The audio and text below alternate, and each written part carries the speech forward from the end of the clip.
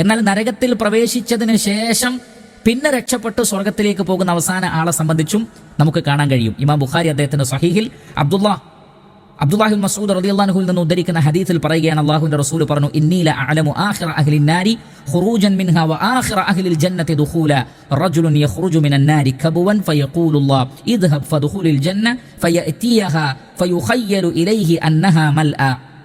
നബി സല്ലല്ലാഹു അലൈഹി വസല്ലം പറയുകയാണ്, നരകത്തിൽ നിന്ന് അവസാനം മോചിപ്പിക്കപ്പെടുകയും സ്വർഗത്തിൽ അവസാനമായി പ്രവേശിപ്പിക്കപ്പെടുകയും ചെയ്യുന്ന ആളുകളെ എനിക്കറിയാം. അപ്പോൾ ആ ഒരു സംഘം തന്നെയാണത്. എന്നിട്ട് അതിൽ ഒരാളെ കുറിച്ച് റസൂലുള്ളാഹി സ്വല്ലല്ലാഹു അലൈഹി വസല്ലം പറയുകയാണ്, ഒരാൾ പുറത്തു വരും, മുഖം കുത്തിക്കൊണ്ടാണ് വരുന്നത്. അപ്പോൾ അല്ലാഹു സുബ്ഹാനഹു വ തആല വ്യക്തിയോട് പറയും, ഫദ്ഖുലിൽ ജന്ന, സ്വർഗത്തിലേക്ക് പോയിക്കോ എന്ന് പറയും.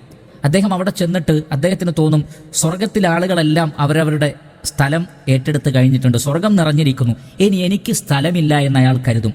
ഫയർജിഉ ഫയഖൂലു യാ റബ്ബി വജദ്തുഹാ മൽആ. അപ്പോൾ ആ വ്യക്തി അള്ളാഹുവിന്റെ അടുക്കൽ വന്നിട്ട് പറയും, അള്ളാഹുവേ, അത് മുഴുവൻ നിറഞ്ഞിരിക്കുന്നു, സ്വർഗത്തിൽ ഇനി സീറ്റില്ല, എനിക്ക് അവിടെ സീറ്റില്ല എന്ന് വന്ന് പരാതി പറയും. അല്ലാഹു സുബ്ഹാനഹു വ തആല വീണ്ടും മടക്കി പറഞ്ഞയക്കും. അങ്ങനെ 2-3 തവണ മടക്കി പറഞ്ഞയച്ചതിന് ശേഷം അല്ലാഹു സുബ്ഹാനഹു വ തആല പറയും, ഫദ്ഖുലിൽ ജന്ന, നീ സ്വർഗത്തിലേക്ക് കയറിക്കോ, ഫഇന്ന ലക മിസ്ല ദുനിയ വഅശറത അംസാലിഹ. ഈ ദുനിയാവിലുള്ള അഥവാ ഭൂമി എത്രത്തോളമുണ്ടോ അതും അതിന്റെ 10 ഇരട്ടിയും നിനക്കുണ്ട്. അല്ലാഹു അക്ബർ. ഭൂമി തന്നെ എത്രയുണ്ട്, അതിന്റെ 10 ഇരട്ടിയുണ്ട് എന്നാണ്. ഫയഖൂലു, അപ്പോൾ ആ വ്യക്തിയും ചോദിക്കുന്നുണ്ട്, തസ്ഖറു മിന്നി ഔ തദ്ഹഖു മിന്നി, എന്നെ കളിയാക്കുകയാണോ, പരിഹസിക്കുകയാണോ, അൻതൽ മലിക്, നീ വലിയ രാജാവായിരിക്കെ.